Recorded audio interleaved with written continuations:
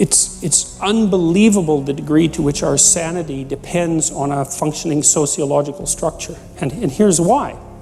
Well, first of all, you kind of need to know what to do every day. You have to have a routine, because you're an animal, and if you have a dog or a cat, dogs are a really good example of this. Dogs like routine. They like to be walked the number of times a day that they're supposed to be walked, and they get quite sick very rapidly if you don't routinize their days. Children are exactly the same way. Now, you can overdo it, right? But still, you need to know approximately when you should get up. It should be approximately the same every day. You need to know approximately when you're going to eat. You need to know what you're going to eat. You need to know who you're going to eat with. You need to know where to buy your food. It's like 80% of your life, 70% of your life, something like that, consists of those things that you do every single day, that you repeat.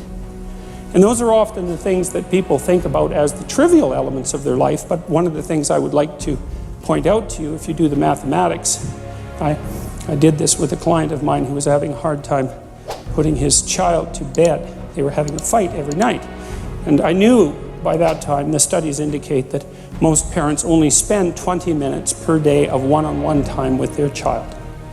Now, the reason for that is that people are busy, and it's actually not that easy to parse out 20 minutes of one-on-one time. It's a lot bloody more time than you think. But that's all there is, 20 minutes. And he's spending like 40 minutes a day fighting with this kid, trying to get the kid to go to bed. And that's not very entertaining. You think, well, I was just having a scrap with the kid about going to bed. But it's no. If it happens every day, it's a catastrophe. So you do the math. So we'll say 5 hours a week for the sake of argument, just to keep it simple. It's 20 hours a month. It's 240 hours a year. That's 6 40-hour work weeks. So that guy was basically spending a month and a half of work weeks doing absolutely nothing but having a wretched time fighting with his son, trying to get him to go to bed.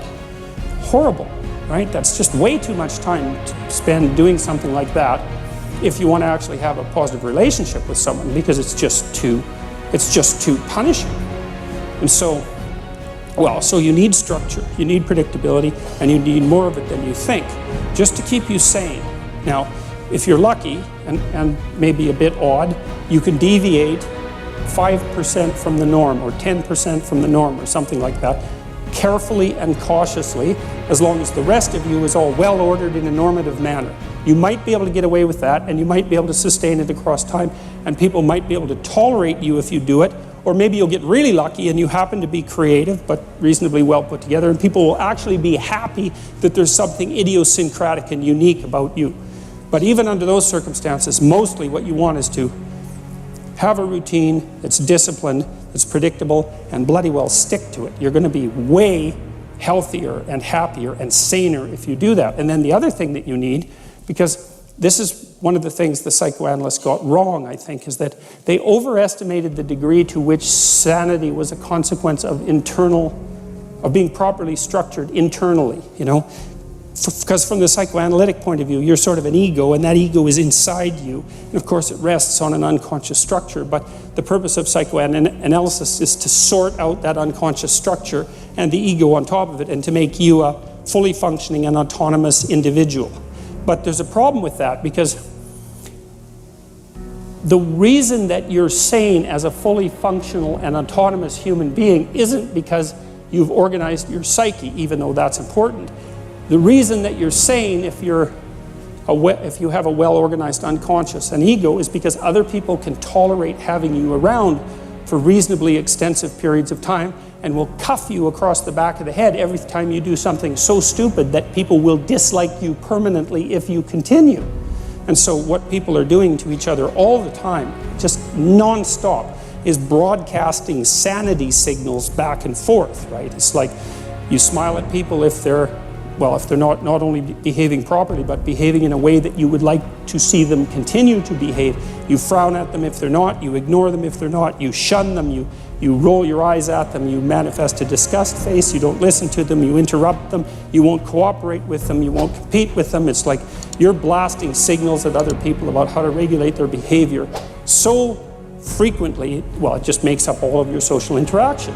That's why we face each other, and we have emotional displays on our face, and we're looking at each other's eyes, and we know exactly We know as much as we can about what's going on with each other, given that we don't have immediate access to the contents of their consciousness. And so partly what you're doing with your routine is establishing yourself as a credible, reliable, trustworthy, potentially interesting human being who isn't going to do anything too erratic at any moment.